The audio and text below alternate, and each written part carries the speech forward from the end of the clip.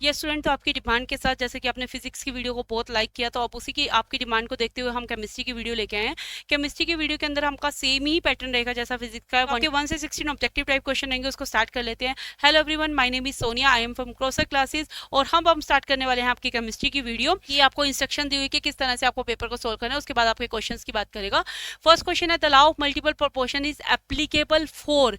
Law of multiple proportion आपका कहता ही ये है कि आपका जो टू एलिमेंट्स होते हैं उसको, टू एलिमेंट को मोर देन वन कंपाउंड, एक कंपाउंड से ज्यादा मिला के आपका क्या बनाया जाता है, आपका एलिमेंट बनाया जाता है। मतलब दो या दो से ज्यादा एलिमेंट्स को मिला के आपका एक कंपाउंड बनाया जा सकता है।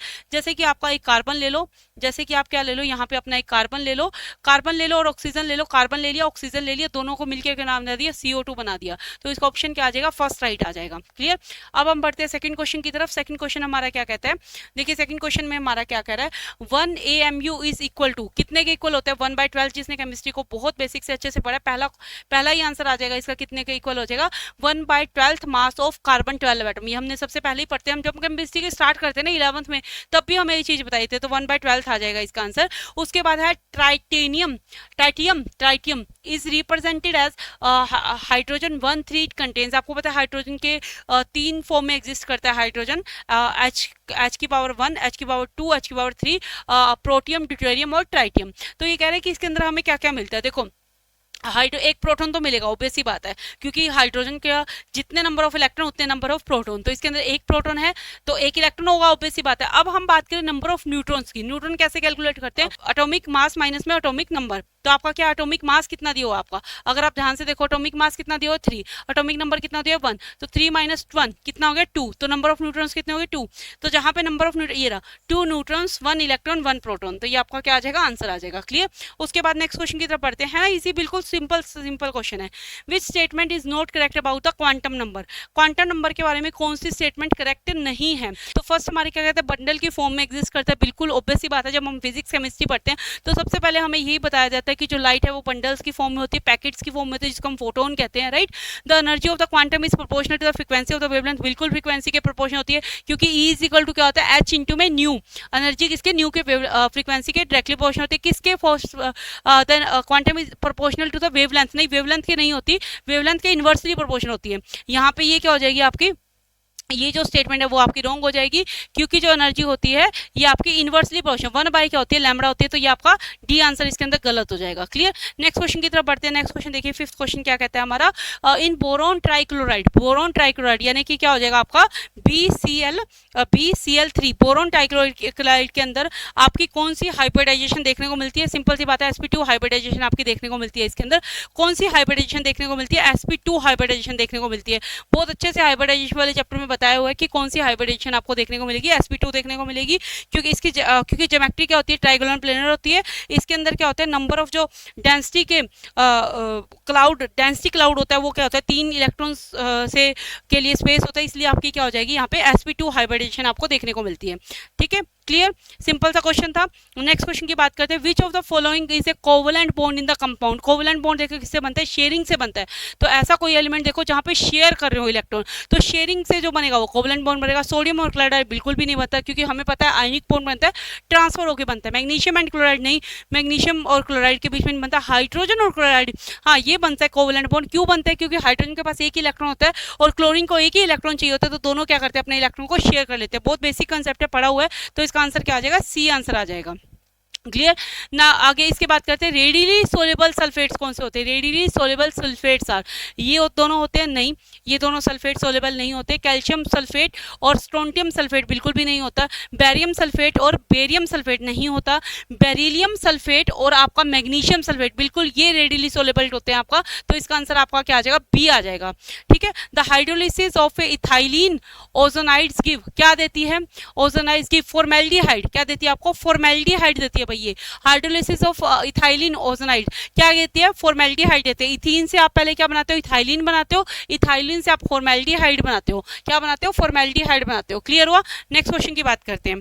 ठीक है, नेक्स्ट क्वेश्चन की बात करते हैं। इक्वेशंस में बहुत अच्छे से बताया हुआ है कि किस तरह से इसके अंदर बनता है, किस तरह से बनता है, सब बताया हुआ है। C2H4 की आप ओजोनोलिसिस करोगे, इथाइलिन बनेगा, इथाइलिन से आपका मिथोनिल फॉर्मेल्डिहाइड मिल जाएगा। क्या मिल जाएगा? फॉर्मेल्डिहाइड मिल जाएगा। ठीक है। The number of oxygen atom furnished bye 2 molecules of पर मैग्नेट इन एसिडिक मीडियम, कितने मिलेंगे? देखो ये क्वेश्चन थोड़ा सा गलत है, इसमें 10 मॉलिक्यूल्स मिलते हैं हमें। ऑक्सीजन के कितने मॉलिक्यूल्स मिलते हैं? 10 मॉलिक्यूल मिलते हैं। इसमें देखो 5 इंटू में 2 आएगा, तो आपके कितने हो जाएंगे? 10 मॉलिक्यूल्स हो जाएंगे। पर इससे क्वेश्चंस को क्या पूछा है? कितने, या तो ये पेयर लिखता तो 5 आ जाता, अगर इसने 2 मॉलिक्यूल्स में बचा। देखो अगर यहाँ पे 1 मॉलिक्यूल होता, a number of oxygen atom furnished in 1 molecule, तो 5 हो जाता। अब यहाँ पे इसे 2 लिख दिया, ऑप्शन में 10 नहीं है, तो आप 5 लगा से आ सकते हो। पर ये थोड़ा टाइपिंग मिस्टेक हो सकता है, वहां पे आपका इतना टाइपिंग मिस्टेक आपको नहीं मिलेगा। ठीक है। कैसे? क्योंकि MnO4 की बात करें, MnO4 किसकी बात करें? MnO4 की, किसकी बात करें? MnO4 की, MnO4 की नेगेटिव है, तो यहाँ पे अगर आप इसको सोल्व करोगे तो कितने मॉलिक्यूल्स मिलेंगे? एक में 5 मिलते तो 2 में कितने हो जाएंगे? 10। अगर एक की बात करें तो आपका कितना आ जाएगा? 5 मॉलिक्यूल्स आ जाएगा। क्लियर। अब उसके बाद फिर हाइब्रिडाइजेशन वाला क्वेश्चन आ गया। Outer orbital complex form involves, देखो मैंने आपको पहले भी बताया था, जब हाइब्रिडाइजेशन वाला चैप्टर का था तब भी बताया था कि hybridization is very very important. तो इसमें कौन सी हाइब्रिडाइजेशन होगी? Outer orbital complex formation. कौन से कॉम्प्लेक्स फॉर्म करते हैं? sp3d2 hybridisation. ए आंसर इसका क्या हो जाएगा? करेक्ट। ए आंसर क्या हो जाएगा इसका? करेक्ट हो जाएगा। ठीक है। कौन सी हाइब्रिडाइजेशन फॉर्म करेंगे? ये आपकी sp3d2 हाइब्रिडाइजेशन को फॉर्म करेंगे। ठीक है। उसके बाद नेक्स्ट क्वेश्चन क्या कहता है? The pair of complex which shows linkage isomerism is. Linkage isomerism आपका बता रहा है कि कौन शो कर रहा है आपका लिंकेज आइसोमेरिज्म। देखिए इसका कौन शो करेगा। हेल्थ क्वेश्चन की बात करते हैं। The IUPAC name of CH3CH2CH, बहुत ही सिंपल है। CH3 दो देख लो चैन, कार्बन के कितने नंबर ऑफ चैन है? 2 कार्बन जुड़े, तो ऑब्वियस सी बात है इथीन बन गया। CH हम किसके लिए यूज करते हैं? थायोल के लिए, तो हमारा क्या बन गया? Ethane thiol. देखो कैसे याद रखा है, कैसे लर्न करवाया था मैंने? CH3CH2 यानी कितने कार्बन है? एक के लिए मिथ, 2 के लिए इथ, तो हमारे पास क्या है? सिंगल बॉन्ड है, डबल बॉन्ड तो है नहीं, तो इथेन बन गया। CH के लिए क्या यूज करते हैं? थायोल। CH के लिए हम क्या यूज करते हैं? थायोल। दोनों को जोड़ दो, इसका नाम बन जाएगा इथेन थायोल। बी आंसर आ जाएगा इसका। क्लियर। उसके बाद इथेन थायोल बोलते हैं इसको। Alkanes undergo pyrolysis, very good. किसकी जरूरत होती है इसमें? एयर की एब्सेंस होनी चाहिए, एयर की आपकी क्या होनी चाहिए? एब्सेंस होनी चाहिए, और टेम्परेचर हाई होना चाहिए। तो वो ऑप्शन देख लो। पैरालिसिस में क्या होता है? एयर की अगर प्रेजेंस होगी तो आपकी ऑक्सीडेशन हो जाएगी, ऑक्सीडेशन हो जाएगी तो पैरालिसिस तो वहां पे हुई नहीं, तो एयर को हमें क्या कराना पड़ेगा? एब्सेंस। अब जिसको एयर एब्सेंस से आ जाए तो 2 ऑप्शन हो गए, एलिमिनेशन मेथड का यूज करो, फर्स्ट और ये तो खत्म हो गए। प्रेशर क्या चाहिए? क्योंकि पैरालिसिस में क्या करना था? कार्बन कार्बन के बीच में बॉन्ड को ब्रेक करना है, तो क्या आप थोड़ा सा टेम्परेचर देके बॉन्ड ब्रेक कर पाओगे? बिल्कुल भी नहीं कर पाओगे। तो टेम्परेचर क्या देना पड़ेगा? हाई। तो आंसर क्या हो जाएगा आपका? सी। इसका आंसर क्या हो जाएगा? C. A very high temperature and in the absence of air, a very high temperature in the absence of air. क्योंकि अगर फर्स्ट ऑप्शन की बात करूं, प्रेशर हाई कर दोगे, प्रेशर हाई कर दोगे तो क्या बन जाएगा? कंबंशन का प्रोसेस हो जाएगा। अगर आप टेम्परेचर लो करोगे तो बॉन्ड क्या जो तो दोनों कार्बन के बीच का बॉन्ड है वो ब्रेक ही नहीं हो पाएगा, टूट ही नहीं पाएगा। तो अगर हाई प्रेशर करोगे तो बिल्कुल टूट जाएगा, है ना? High pressure sorry high temperature करोगे तो बिल्कुल टूट जाएगा। पर अगर एयर की प्रेजेंस में कर दोगे, फोर्थ ऑप्शन भी आप कह रहे हो कि मैम दोनों में हाई टेम्परेचर है, एयर की प्रेजेंस में कर दोगे तो ऑक्सीडेशन हो जाएगी, एयर की एब्सेंस करवानी पड़ेगी। क्लियर। नेक्स्ट क्वेश्चन की बात करूँ, करेक्ट ऑर्डर ऑफ स्टेबिलिटी आपका पहले प्राइमरी, सेकेंडरी और टर्शरी। कैसे बताया था कि जितने ज्यादा नंबर ऑफ कार्बन होंगे उतना ज्यादा क्या होगा? स्टेबल होगा। तो सबसे ज्यादा कार्बन आपको टर्शरी में मिलेंगे, प्राइमरी में मिलेंगे, सेकेंडरी में मिलेंगे। जितने ज्यादा कार्बन किस में मिलेंगे? टर्शरी में मिलेंगे, क्योंकि जितनी टर्शरी मतलब 3 कार्बन ग्रुप मिले, 3 मिथाइल ग्रुप लगे हुए हैं, तो टर्शरी सबसे ज्यादा स्ट्रॉन्ग होगा। उससे मॉडरेट की अगर मैं स्टेबिलिटी की बात करूं तो कौन स्टेबल होगा? सेकेंडरी स्टेबल होगा। उससे भी मॉडरेट की बात करूं तो प्राइमरी स्टेबल होगा, और उससे भी अगर मॉडरेट की बात करूं तो खाली मिथाइल ग्रुप, जहां पे आपका है कोई कार्बन एटम इसके साथ कोई ग्रुप यहां नहीं जुड़ा होगा। तो इसका आंसर की अगर मैं बात करूं तो बी आंसर हो जाएगा इसका। क्या आंसर हो जाएगा? बी। क्या आंसर हो जाएगा? बी। पहले टर्शरी, फिर सेकेंडरी, फिर प्राइमरी, तो बी इसका आंसर हो जाएगा। ठीक है।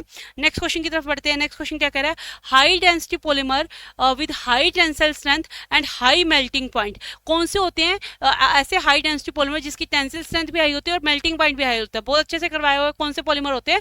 लीनियर पॉलीमर होते हैं। लीनियर पॉलीमर होते हैं क्योंकि जैसे जैसे ब्रांच होते जाएंगे, क्रॉस होते जाएंगे, तो उसकी टेंसाइल स्ट्रेंथ क्या होती जाएगी? वीक। तो इसका आंसर क्या आ जाएगा? ए। 15 का आंसर क्या आ जाएगा? ए। ठीक है। उसके बाद the monomer unit of polyvinyl PVC की, ये मैंने आपको डायरेक्ट याद कराया था कि चक्करों में मत पड़ो, इसका डायरेक्ट याद कर लेना, CH2 double bond CH single bond Cl, तो मतलब इसका आंसर क्या हो जाएगा बी। इसका आंसर क्या है 16 का आंसर बी आ जाएगा। ठीक है, अब नेक्स्ट क्वेश्चन की बात करते हैं। क्वेश्चन नंबर 17 to 28 क्या है, ऑब्जेक्टिव टाइप क्वेश्चन है, बिल्कुल सिंपल फिजिक्स का पैटर्न फॉलो करते हुए आपके क्वेश्चन हो रहे हैं, वही फिलिंग द ब्लैंक्स, वही मैचिंग, वही ऑब्जेक्टिव टाइप क्वेश्चन सिमिलर चल रहा है बिल्कुल। ठीक है, अब देखो complete the following choosing the from the given equation. अब आपको नंबर ऑफ ऑप्शंस दिए हुए हैं, आप पढ़ लेना। क्या कह रहा है, 4 iron plus 3 O2 is equal to 2 FeTO3 बनाते हैं। Clear simple. आयरन का अगर मास याद हो तो कितना होता है 56, ऑक्सीजन का कितना होता है 16, कितने बना रहे हैं, कितने लगे हो 2, तो कितना हो गया 32। ये थोड़ा सा बता देती हूँ। आयरन की अगर मैं बात करूँ, तो Fe कितना होता है 56, O की अगर मैं Fe की बात करूं तो कितना होता है, Fe 56 होता है। अगर ऑक्सीजन की बात करूं तो ऑक्सीजन का एक ऑक्सीजन का कितना होता है 6। ये बात किसकी कर रहा है, O2 की। कितने हो गए इसके अंदर, 16 दूनी 32, 32 हो गई। अब ये क्या कह रहा है, हमें क्या पूछा है, in this reaction the mass of oxygen is reacting इन, कितना मास रिएक्ट कर रहा है, कितना मास रिएक्ट कर रहा है Fe2O3, सबको ऐड कर दो, कितना मास रिएक्ट करेगा, Fe2 कर दो और O3 कर दो, तो आपका जो मास रिएक्ट करेगा वो कितना 6 आ जाएगा, 96 ग्राम आ जाएगा। कितना आ जाएगा आपका 96 ग्राम आ जाएगा। कैलकुलेट करके देख लो, जिनको कैलकुलेशन इसकी आती है वो कैलकुलेट कर चुके होंगे, और जो साथ साथ कर रहे हैं वो भी कैलकुलेट कर चुके होंगे। ठीक है, कैसे, अब आप कहोगे कि मैडम हमने तो 56 और 32 को ऐड कर लिया, तो इस पूरे कंपाउंड का हमने मास निकाल दिया, वो तो 96 है ही नहीं है। नहीं जी, हमें पूरे का नहीं पूछा हुआ, हमें सिर्फ मास ऑफ ऑक्सीजन पूछा हुआ है। क्या पूछा गया है, मास ऑफ ऑक्सीजन। तो ये मास ऑक्सीजन का कितना है, 3 ऑक्सीजन है, साथ में मल्टीप्लाई किसके करना है, 2 के करना है, तो O3 एक O का 16 है, 3 का कितना आ जाएगा, 3 से मल्टीप्लाई कर दो, जो भी आंसर आएगा उसको 2 से मल्टीप्लाई कर दो, आपका आंसर क्या आ जाएगा 96। क्लियर, इस तरह से बताना है। कई स्टूडेंट क्या करेंगे जल्दबाजी में, अब कई स्टूडेंट क्या करेंगे 2 Fe2 और कर देंगे O3, तो क्या करेंगे पूरे का मास कैलकुलेट कर देंगे, मतलब Fe2 56 मल्टीप्लाई 2 कर देंगे, प्लस 3 मल्टीप्लाई 16 कर देंगे, फिर सारे आंसर को 2 से मल्टीप्लाई कर देंगे, आंसर आएगा ही नहीं। सिर्फ उसने ऑक्सीजन का पूछा है, ऑक्सीजन का पूछा तो आपने सिर्फ ऑक्सीजन का निकालना है। क्लियर, उसके बाद N2 plus 3H2 is equal to 2NH3, ammonia बना रहा है। क्या पूछा है, the gram of ammonia produce का पूछे, कितना अमोनिया प्रोड्यूस हो जाएगा, सिंपल है। हाइड्रोजन का कितना होता है 14, H का कितना होता है 3, 1 होता है ना, एक H का 3 H का 3 हो जाएगा, और सबको 2 से मल्टीप्लाई कर दो, कितना आंसर आ जाएगा आपका, मल्टीप्लाई कर देना, 2 मल्टीप्लाई 14 मल्टीप्लाई 3, आपका आंसर कैलकुलेट कर लेना कितना आंसर आ जाएगा। अप्रोक्सीमेटली ये आएगा 3 और 14 17, अबाउट 17 मल्टीप्लाई 2, आपका 34 ग्राम के आसपास आंसर आ जाएगा। आ गया होगा ना समझ, इसको मास नंबर निकालना आता है। नाइट्रोजन का मास 14 होता है, प्लस इसके बीच में हाइड्रोजन आ गया, हाइड्रोजन का मास 1 होता है, 1 इंटू में 3 17, और अब इस 17 को मल्टीप्लाई किससे करना है, इस 2 से, तो कितना आ जाएगा 34 आ जाएगा। क्लियर, सिंपल था। वैसे तो आप खुद भी कर सकते थे, थोड़ा सा कैलकुलेट करके दिखा दिया जिन बच्चों को थोड़ा मास नंबर के बारे में कंफ्यूजन रहता है। ठीक है, हिंदी में सेम ही क्वेश्चन दिया हुआ है, रीड द पैसेज। अब ये क्या कह रहा है, depict the amplitude and wavelength of A electromagnetic wave in the form of diagram. हमें क्या करना है, डायग्राम के तौर पर, मतलब डायग्राम बना के दिखाना है कि आपकी जो वेव है एम्पलीट्यूड कैसे डिफाइन करोगे, और आप इसके अंदर जो आपका फ्रीक्वेंसी है उसको कैसे डिफाइन करोगे। मैंने तो आपको पहले भी 2-3 बार डायग्राम बना के दिखा दिया, चलो मैं फिर भी बनाती हूँ। ये आपकी एक वेव है, ये आपकी एक वेव है, ठीक है, ये इस तरह से आपकी एक सर्कल है, ये आपका वेव है। अगर वेवलेंथ की बात करें तो यहाँ से यहाँ तक एक कंप्लीट वेव की जो लेंथ होती है वो वेवलेंथ होती है, लैम्बडा से नोट करते हैं। आप ऐसे भी कह सकते हो, ये ए पॉइंट है, मान लो ये बी पॉइंट है, ये सी पॉइंट है, तो ए सी भी आपकी वेवलेंथ है। अगर आप इसको थोड़ा सा आगे ऐसे ड्रॉ करके दिखा दोगे तो ये एक नेगेटिव साइकिल, ये पॉजिटिव साइकिल, तो ये बी से डी तक भी आपकी वेवलेंथ है। मतलब एक पॉजिटिव साइकिल प्लस एक नेगेटिव साइकिल लिख के आपका वेवलेंथ बनाता है, तो आपको इस तरह से इसको वेवलेंथ को ड्रॉ करके दिखाना है। वही बात पेंसिल का यूज करना, पेन का यूज मत करना, क्रॉस हो जाएगा नहीं तो, मतलब कई बार गड़बड़ होती है ना, हम काटा सा मतलब रफ सा कर देते हैं उसको, वो नहीं करना, पेंसिल का यूज करना है। उसके बाद क्या पूछे, वेवलेंथ एंड एम्पलीट्यूड। एम्पलीट्यूड क्या होता है, इस वेवलेंथ की कितनी हाइट है, जितनी हाइट होगी वो उसका एम्पलीट्यूड बता दो, लिख के दिखा दो बस। यहाँ पे इसकी वैल्यू क्या कहते हैं, ये एम्पलीट्यूड है, ये एम्पलीट्यूड है, और ये आपकी वेवलेंथ है। इस तरह से दिखाना है आपको। क्लियर, ठीक है। फोटोन क्या होता है, अभी बताया था, अभी क्वेश्चन करा था उसमें बताया था। फोटोन क्या होता है, पैकेट ऑफ एनर्जी का एक पैकेट होता है, स्मॉल पैकेट होता है, smallest discrete packet of light energy, उसको क्या कहते हैं, फोटोन कहते हैं। ठीक है, उसको फोटोन कहते हैं। Clear, mathematical formula E is equal to H nu से निकाल लो। क्या होता है, E is equal to H nu, और न्यू की वैल्यू क्या आ जाएगी, सी बाई लैम्बडा। कर दूं क्या, लिख दूं दोबारा, क्योंकि फॉर्मूला इंपॉर्टेंट है। क्या फॉर्मूला कहता है मैथमेटिकली, कहता है फोटोन को बताओ, ई इज इक्वल टू क्या होता है, एच न्यू, एच इंटू में न्यू, या तो ये एनर्जी रिलेशन बता दो, और न्यू की वैल्यू क्या होती है, E is equal to H, nu की वैल्यू होती है सी बाई लैम्बडा। तो ये आपका एनर्जी रिलेशन आ जाएगा, ठीक है, क्लियर। अब उसके बाद नेक्स्ट क्वेश्चन की तरफ बढ़ते हैं। क्वेश्चन नंबर 19 की नेक्स्ट क्वेश्चन रहेगा हमारा क्वेश्चन नंबर 19। क्या कह रहा है, ट्रू और फॉल्स बताने हैं। क्वेश्चन क्या कहता है, saline has a bond order of, क्या बॉन्ड ऑर्डर होता है, 3 होता है, बिल्कुल होता है। क्यों, कार्बन कार्बन के अंदर, इसके अंदर क्या बनता है, एक तो आपका सिग्मा बॉन्ड बनता है कार्बन कार्बन के अंदर, एक आपका 2 पाई बॉन्ड बनते हैं। तो इस तरह से इसका बॉन्ड ऑर्डर क्या हो जाएगा, 3 हो जाएगा, जिसका आंसर क्या हो जाएगा, ट्रू। तो इसका आंसर आपको मार्क करना है 2। उसके बाद नेक्स्ट क्वेश्चन कहता है द लोन पेयर, उसके बाद आपको ये क्या कह रहा है, the lone pair bond pair repulsion is intermediate. इसके इंटरमीडिएट होती है किसके, लोन पेयर के, और बॉन्ड पेयर के, बिल्कुल इंटरमीडिएट होती है। अगर आपको याद हो अच्छे से, कंसेप्ट में हमने पढ़ा था, एलएलबी के नाम से इसको याद किया था। रिपल्शन को कैसे याद किया था, एलएलबी के नाम से। मैंने बोला था ना कि क्वेश्चन इस तरह के आते हैं, तो कैसे याद किया था आपने, एलएलबी के नाम से याद किया था। एलएलबी के अंदर से आपको कैसे हमने करा था, एल एल एल बी, इस तरह से हमने याद किया था। बाद में क्या आ गया था, बी आ गया था, राइट। तो कैसे बताया था, लोन पेयर सबसे ज्यादा स्ट्रॉन्ग रिपल्शन होती है। लोन पेयर बॉन्ड पेयर की रिपल्शन इससे कम आ जाएगी, यानी इंटरमीडिएट हो गया। और बॉन्ड पेयर के अंदर रिपल्शन सबसे वीक होती है। वेस्पर थ्योरी के अंदर हमने बहुत अच्छे से पढ़ा था। तो ये स्टेटमेंट हमारी क्या हो जाएगी, ट्रू हो जाएगी। ये स्टेटमेंट हमारी क्या हो जाएगी, ट्रू हो जाएगी। तो दोनों का आंसर बेसिकली हमारा क्या हो गया, ट्रू हो गया। अब ज्यादा डिटेल में एक्सप्लेन हम यहाँ पे कर नहीं पाएंगे पूरी वेस्पर थ्योरी को, तो हम जस्ट फटाफट से क्वेश्चन के आंसर करते जाएंगे। जहाँ डिटेल में अगर आपने अच्छे से समझना है तो आपको वीडियो कोर्स आपका देखना रहेगा, क्योंकि हम यहाँ पे इतना एक्सप्लेन नहीं कर पाएंगे। नेक्स्ट क्वेश्चन की मैं बात करूँ, complete the following question choosing from the given option. और ये बहुत अच्छा है कि आपको फिलिंग द ब्लैंक्स बने और आपको 4-5 ऑप्शन ऊपर से दे रखे हैं, तो आपका थोड़ा सा अगर माइंड थोड़ा सा भी इधर उधर हो जाता है, आपको नहीं कर पाते, तो आप इसको देख के कर पाओगे। नेक्स्ट क्वेश्चन क्या कहते हैं, the atomic orbitals of a comparable energy give rise to an dash number of molecular orbital, equal number of molecular orbital. Next question क्या कहता है, H2 is not form because of bond order. ये बहुत important, मैंने star लगा के आपको बताया भी था कि H2 is not form because of its bond order. कितना बॉन्ड ऑर्डर होता है इसका, 0। तो इसका आंसर सेकंड का क्या आ जाएगा, 0। फर्स्ट का आंसर क्या आ जाएगा, इक्वल। नेक्स्ट क्वेश्चन की अगर हम बात करें, नेक्स्ट क्वेश्चन भी क्या है आपका, इसी तरह से फिलिंग द ब्लैंक्स होगा। नेक्स्ट क्वेश्चन की बात करते हैं, complete the following choosing from the given option. आपको इन दोनों में से कुछ चूज करने की क्या आंसर आएगा। फर्स्ट क्वेश्चन क्या कहता है, the ionization enthalpy of beryllium is, ionization enthalpy क्या होती है बेरिलियम की, dash then greater than magnesium. Magnesium से ज्यादा होती है, कम होती है, कैसे होती है। तो बहुत अच्छे से अगर आपने एटॉमिक स्ट्रक्चर वाला जो चैप्टर पढ़ा है उसमें हमने atomic number, atomic mass discuss किए थे, तो आपको पता है मैग्नीशियम का एटॉमिक नंबर कितना होता है। मैग्नीशियम की बात करूं तो मैग्नीशियम का एटॉमिक नंबर होता है आपका 12। कितना होता है मैग्नीशियम का एटॉमिक नंबर, 12। और अगर मैं इसकी बात करूं तो इसका एटॉमिक नंबर 12, इसका एटॉमिक नंबर 4। तो यहाँ पे हमें क्या, न्यूक्लियस के बिल्कुल पास है इलेक्ट्रॉन, न्यूक्लियस के यहाँ पे इलेक्ट्रॉन पड़े हैं। अगर इसकी बात करूँ तो न्यूक्लियर के थर्ड शेल में जाके इलेक्ट्रॉन आए हैं, यहाँ पे 2 इलेक्ट्रॉन पड़े हैं। तो हमें पता है कि हम इलेक्ट्रॉन्स की अरेंजमेंट कैसे करते हैं, 2 8 8 इस तरह से इलेक्ट्रॉन की अरेंजमेंट करते हैं। इसमें भी क्या आएगा, 2 8, पर यहाँ पे 2 इलेक्ट्रॉन तो लास्ट की शेल में 2 आ गए, यहाँ पे उसके बाद यहाँ पे 2 बचे तो लास्ट की शेल में 2 आ गए। अब ज्यादा एक्सप्लेन नहीं करूंगी, सारा कंसेप्ट आपको पता ही है। जस्ट मेरा यहाँ पे कहने का मतलब ये है कि आयनाइजेशन एनर्जी होती है, इलेक्ट्रॉन को निकालने के लिए जो एनर्जी देनी पड़ेगी वो आयनाइजेशन एनर्जी है। अब देखो मैग्नीशियम के बाहर की शेल में ही आपके क्या है, इलेक्ट्रॉन्स पड़े हैं, और 2 इलेक्ट्रॉन स्टेबल होने के लिए ऑब्वियस सी बात है 2 इलेक्ट्रॉन लूज करता है, तो मैग्नीशियम इजिली ये 2 इलेक्ट्रॉन को बाहर निकाल देगा। तो एनर्जी बहुत कम देनी पड़ेगी, क्योंकि न्यूक्लियस से बहुत ज्यादा दूर है।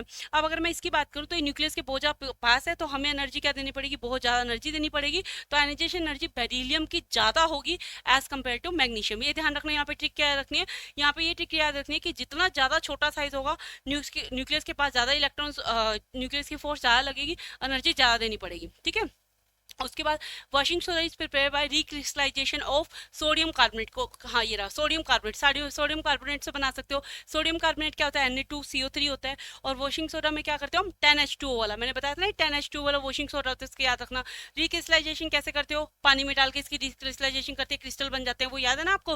तो इसका आंसर क्या आ जाएगा, Na2CO3 क्या हो जाएगा, सोडियम कार्बोनेट। सेकंड का आंसर क्या आएगा, सोडियम कार्बोनेट Na2CO3, यहाँ लिख देती हूँ ताकि याद आए, Na2CO3 सोडियम कार्बोनेट इसका आंसर आ जाएगा सेकंड वाले का। और फर्स्ट वाले का आंसर आएगा आपका ग्रेटर देन, ठीक है, क्लियर हो, ग्रेटर आ जाएगा। आगे बात करते हैं नेक्स्ट क्वेश्चन की। नेक्स्ट क्वेश्चन क्या कहते हैं, read the following given below and following question. अब आपको क्या करना है, पैसेज आपको रीड करना है, तो आप अच्छे से पैसेज को रीड करना। हम अपने बात करते हैं क्वेश्चंस की। फर्स्ट क्वेश्चन क्या कहते हैं, silicon dioxide is which type of oxide, मतलब एसिडिक होता है, बेसिक होता है, या आपका न्यूट्रल ऑक्साइड होता है। तो सिलिकॉन डाइऑक्साइड क्या होता है, एसिडिक ऑक्साइड होता है। क्यों? क्योंकि स्ट्रॉन्ग बेस के साथ रिएक्ट करते हैं। सिलिकॉन डाइऑक्साइड क्या करता है, स्ट्रॉन्ग बेस के साथ रिएक्ट करके सिलिकेट्स बनाता है। तो इसका आंसर क्या आ जाएगा, मतलब अगर मैं इसकी बात करूं तो ये क्या होता है, एसिडिक इन नेचर। कैसा ऑक्साइड बनाता है, एसिडिक ऑक्साइड बनाता है। कैसा ऑक्साइड बनाता है, एसिडिक ऑक्साइड बनाता है। क्लियर? उसके बाद name the two elements which form the neutral oxide. ऐसे दो एलिमेंट के बात बताना है जिसके जो क्या करें, न्यूट्रल ऑक्साइड बनाए।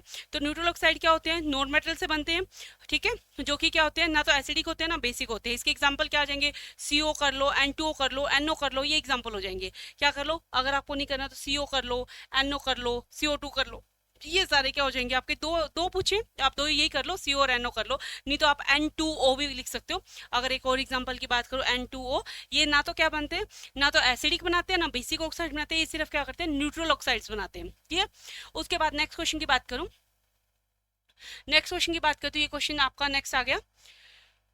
रीड द, फिर वही read the passage given below and answer the following questions. आपको इसका पैसेज रीड करना है और आंसर करना है आपको फॉलोइंग क्वेश्चंस को।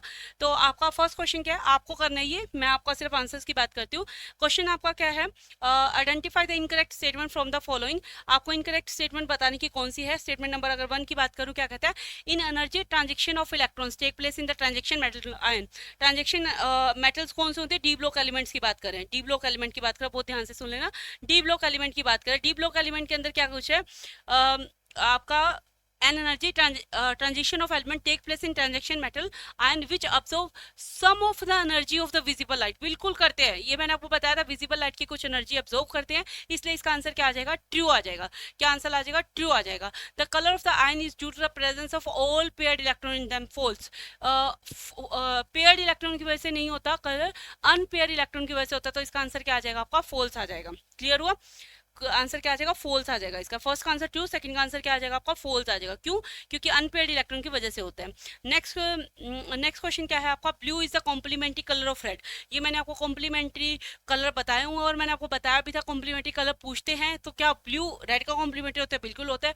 ट्रू स्टेटमेंट रहेगी आपका, ब्लू क्या होता है, रेड का कॉम्प्लीमेंट्री होता है। नेक्स्ट क्वेश्चन की बात करें, in a transition metals the energy difference between D orbital is the same order of the magnitude as the energy radiation of the white light.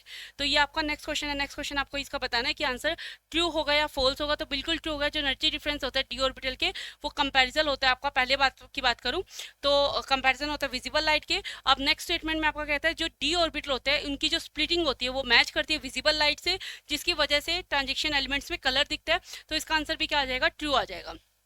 Answer क्या आ जाएगा आपका, ट्रू आ जाएगा। क्लियर। उसके बाद नेक्स्ट क्वेश्चन की बात करें, colour of hexa hydrated form of ferric ion. बताया था कौन सा कलर बनता है, पेल येलो कलर बनता है, PALE, पेल येलो कलर, या आप लाइट येलो कलर लिख सकते हो। एग्जैक्ट केमिस्ट्री के टर्म में इसका आंसर क्या आ जाएगा, पेल येलो कलर। ठीक है, जिन बच्चों क्या आंसर आ जाएगा, पेल येलो कलर। क्लियर। उसके बाद नेक्स्ट क्वेश्चन की अगर मैं बात करूं, नेक्स्ट भी आपका क्या है, आपको मैच करना है, match the item column 1 to column 2, आपको ये मैच करना है बहुत अच्छे से। जिनको इलेक्ट्रोफाइल और न्यूक्लियोफाइल, आपको याद है मैंने इलेक्ट्रोफाइल और न्यूक्लियोफाइल जब आपका चैप्टर स्टार्ट किया था तो ही मैंने आपको इलेक्ट्रोफाइल और न्यूक्लियोफाइल करा दिए थे। अगर मैं इलेक्ट्रोफाइल की बात करूं, कौन होता है इलेक्ट्रोफाइल, जल्दी से याद करो, कौन होता है इलेक्ट्रोफाइल, जिसके ऊपर पॉजिटिव चार्ज है। तो कहाँ दिख रहा है, जिसके ऊपर सिर्फ पॉजिटिव चार्ज हो, बिल्कुल दिख रहा है मैम, H+। इलेक्ट्रोफाइल का आंसर क्या आ जाएगा, H+। क्या आ जाएगा इलेक्ट्रोफाइल का आंसर। जिनको नहीं भी है ध्यान है ना, एलिमिनेशन मेथड से सीखो।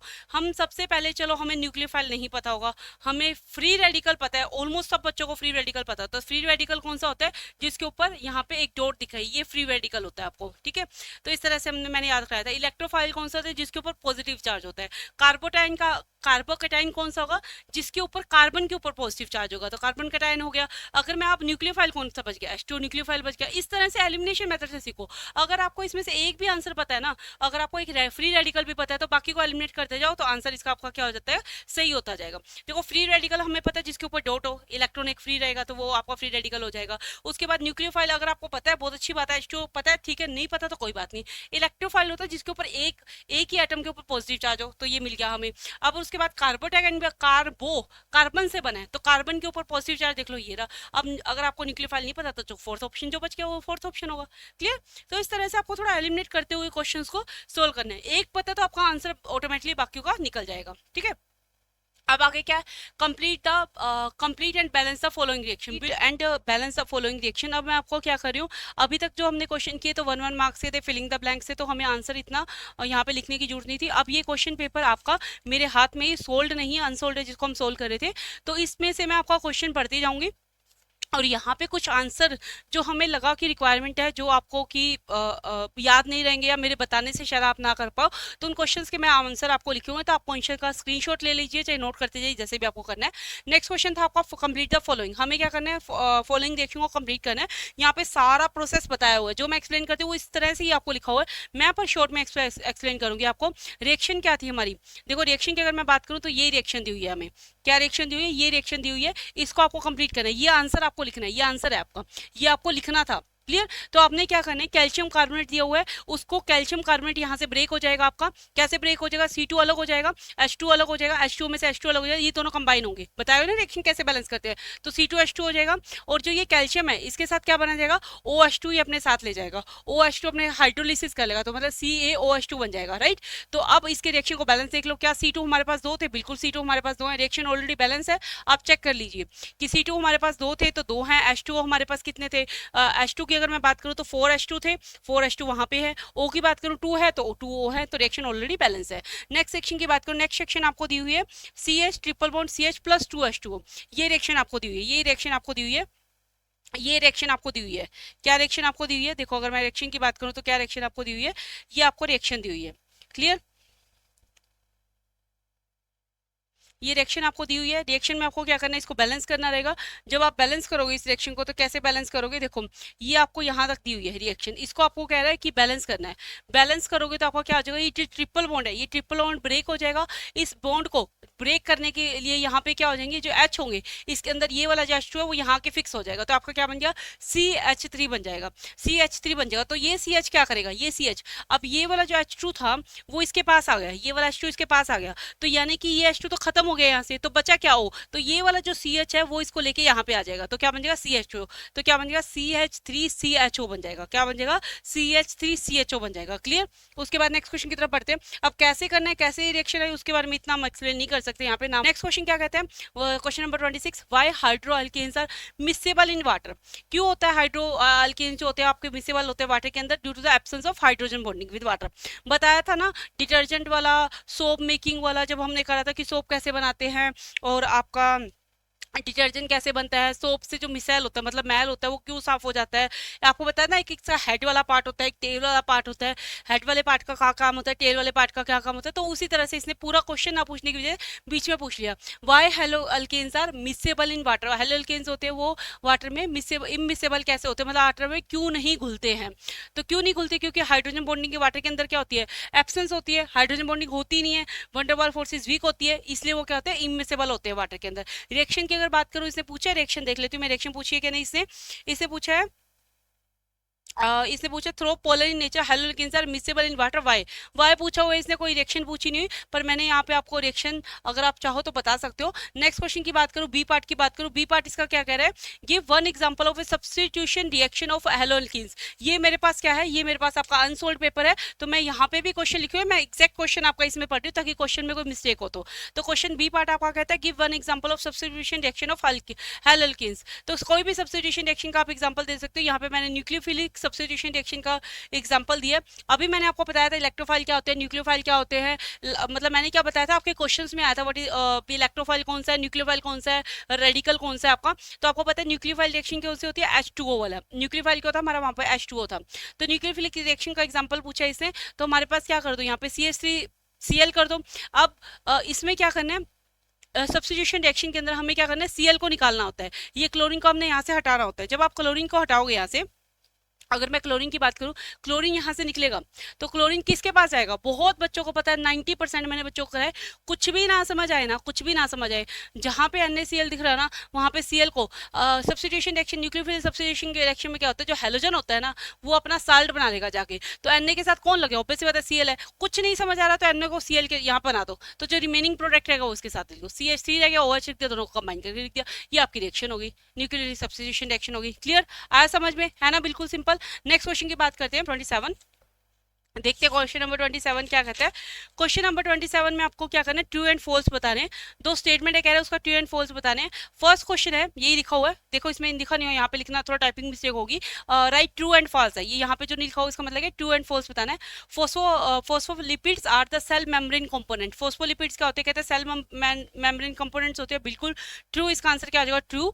दे आर लिपिड बाय स्ट्रक्चर्स के होते हैं, ठीक है। प्रोटीन स्ट्रक्चर की बात करूँ, नेक्स्ट क्वेश्चन है, the structure of the protein molecule is not change by changing the temperature. कहता है कि जो प्रोटीन है उसका स्ट्रक्चर क्या है, चेंज नहीं होता। कि कब चेंज नहीं होता, प्रोटीन का स्ट्रक्चर आपका कब चेंज नहीं होता, एक मिनट रुकिए, टेम्परेचर के साथ, टेम्परेचर के साथ। तो ये कह रहा है protein structure does not change with change in temperature. Temperature के साथ कहता है प्रोटीन का स्ट्रक्चर क्या है, चेंज नहीं होता, बिल्कुल होता है। प्रोटीन का स्ट्रक्चर जैसे आप बाहर से टेम्परेचर दोगे तो जो प्रोटीन है उसका स्ट्रक्चर क्या होता है, चेंज हो जाता है, क्योंकि प्रोटीन है वो क्या होगा, जो उसके अंदर प्रोटीन होता है उसके अंदर मेनली क्या होता है, हाइड्रोजन बॉन्ड होते हैं। मेनली उसके अंदर क्या होता है, हाइड्रोजन बॉन्ड होते हैं। वो हाइड्रोजन ब्रेक होने लगेंगे अगर आप बाहर से टेम्परेचर होते हो। तो ये कह रहे हैं प्रोटीन का स्ट्रक्चर चेंज नहीं होगा। क्वेश्चन ये है, हमें आंसर करना है फॉल्स, क्योंकि इसका प्रोटीन का जो स्ट्रक्चर है वो चेंज होता रहता है, ठीक है। उसके बाद नेक्स्ट क्वेश्चन आपका क्वेश्चन नंबर 28 पे एक पैराग्राफ दिया वो मैंने यहाँ पे नहीं लगाया। जैसे कि मैंने आपको पहले बताया कि मैम आपको एक प्रॉपर PDF दे देंगे, वहां से आप इसको करोगे तो क्वेश्चन की वहां से क्वेश्चन देख सकते हो। मैं अगर आंसर की बात करूँ ताकि आपको समझाना यहाँ पे क्या हो जाए, इजी हो जाए। तो मैं क्वेश्चन अगर 28 की बात करूँ ना, एक बहुत पैराग्राफ दे रखा है। पैराग्राफ में दिया हुआ है कि जो मॉलिक्यूल्स होते हैं सोप और डिटर्जेंट के, वो स्मॉलर देन होते हैं कोलाइडल पार्टिकल्स से, इस तरह का पैराग्राफ है। वो क्वेश्चन आप पढ़ लेना। क्वेश्चन नंबर 1 क्या कहता है इसके अंदर, पैराग्राफ के अंदर क्वेश्चन 1 कहता है, when the soap is used for cleaning purposes which part of it is directed toward the centre of micelle. कहता कि जब हम जो सोप है उसका क्लीनिंग पर्पज के लिए, मतलब कपड़े धोने के लिए हम जब सोप का यूज करते हैं तो कौन सा पार्ट है उसका, मैंने बताया था ना कि दो पार्ट होते हैं, एक हेड वाला पार्ट होता है सोप का, एक टेल वाला पार्ट होता है। तो कौन सा पार्ट है इसका, वो क्या करता है, आपका सेंटर ऑफ मिसेल्स के ऊपर काम करता है।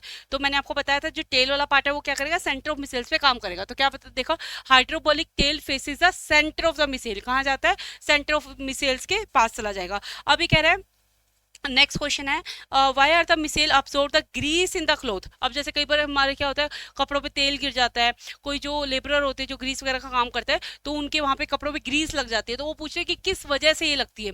तो देखो हाइड्रोफोबिक जो टेल्स होती है वो क्या करती है, ग्रीस को, मतलब जो ग्रीस लग जाती है तो कैसे उसको साबुन निकाल देती है। जैसे कि कई बार हम क्या करते हैं, हाथ से अगर ग्रीस को, आप कपड़े पे ग्रीस लगी उसको हाथ से धोने की कोशिश करो, नहीं निकलेगी, ग्रीस साफ ही नहीं होगी।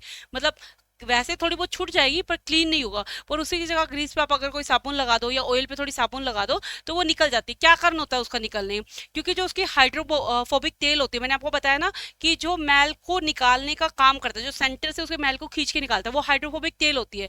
तो ये हाइड्रोफोबिक तेल क्या करती है, जो ग्रीस को क्या करती है, खींच लेती है, ट्रैप कर लेती है। बहुत अच्छे से मैंने इसको चैप्टर में समझाया है, ट्रैप कर लेती है, जिसकी वजह से जो हेड है वो पानी के अंदर रहता है, जो इसकी वजह से मलसन बनता है और आपका जो ग्रीस है वो उसको क्लीन कर देती है। क्लियर। उसके बाद नेक्स्ट क्वेश्चन की अगर हम बात करें, क्वेश्चन नंबर आपका आता है 29। ये क्वेश्चन आपके रहेंगे सब्जेक्टिव टाइप क्वेश्चन। अब इसके अंदर आपका अगर 2 मार्क्स के 3 मार्क्स से इस तरह से क्वेश्चन इसके अंदर आ गए। तो अगर मैं क्वेश्चन की बात करूं, नेक्स्ट क्वेश्चन क्या आपका हैज लॉ के बारे में बताना है। हैज लॉ आपका क्या होता है, या फिर इसके ऑप्शन में है, या फिर आपका है define enthalpy of ingestion, give an example. देखो इसमें से आप कोई भी कर सकते हो। अगर मैं हैज लॉ की बात करूं तो आपको पता है हैज लॉ क्या होता है, जो टोटल इंथैल्पी होती है वो चेंज, आपकी जो इंथैल्पी चेंज होती है वो इंडिपेंडेंट होती है रूट ऑफ ए रिएक्शन पे। मतलब कि जो इंथैल्पी चेंज होता है, अगर आपने इंथैल्पी की बात पढ़ी हो तो मैंने आपको बताया था हैज लॉ क्या कहता है कि पाथ पे डिपेंड नहीं करती कि उसने किस तरह का पाथ फॉलो किया है। मतलब वो सिर्फ इनिशियल स्टेट पे रिएक्शन क्या थी, प्रोडक्ट आपने क्या लिया, फाइनल प्रोडक्ट क्या बना, सिर्फ इस पे डिपेंड करती है। वो एक पार्ट में हुई, 2 पार्ट में हुई, 3 पार्ट में हुई, क्या पाथ उसने फॉलो किया उस पर डिपेंड नहीं करता। यही हैजला कहता है कि इनिशियल पार्ट मतलब रिएक्शन का स्टार्टिंग और एंडिंग पे डिपेंड करता है, ये डिपेंड नहीं करता कि उसने रूट क्या फॉलो किया, मतलब पाथ क्या फॉलो किया। ठीक है। एग्जाम्पल जैसे आपका कहते हैं कि आप सी से CO2 बनाना है तो आप स्टेप वाइज भी कर सकते हो, डायरेक्ट भी बना सकते हो, राइट। और उसके बाद अगर मैं, ये तो आया आपका 2 मार्क्स का क्वेश्चन। इसके ऑप्शन में अगर आपको ये नहीं करना तो आप इंथैल्पी ऑफ आयनाइजेशन कर सकते हो। ये मैंने अभी आपको बताया था, इलेक्ट्रॉन को निकालने के लिए जो एनर्जी होती है उसको इंथैल्पी ऑफ आयनाइजेशन कहते हैं। और उसके बाद आप इसका एग्जांपल ले सकते हो, जो भी अब मैग्नीशियम वाला एग्जांपल समझाया था वो एग्जांपल ले सकते हो, बेरिलियम वाला कोई भी एग्जांपल आप इसके अंदर ले सकते हो। ठीक है। नेक्स्ट क्वेश्चन आपका complete the enthalpy change of the following reaction. आपकी इंथैल्पी चेंज निकालनी है, ये आपका न्यूमेरिकल है। ये क्वेश्चन नंबर है 30। Question number 30, calculate the enthalpy of the reaction.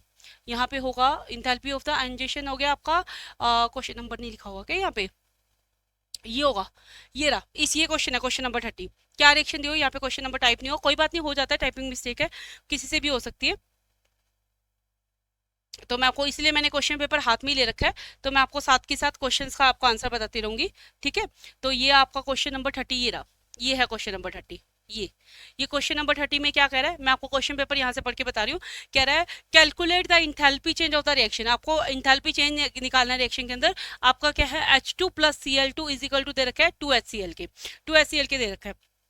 मैंने आपको बताया था इंथैल्पी चेंज कैसे निकालते हो। पहले ये देखो बॉन्ड कौन कौन से बन रहे हैं, उनकी इंथैल्पी ऐड कर लो।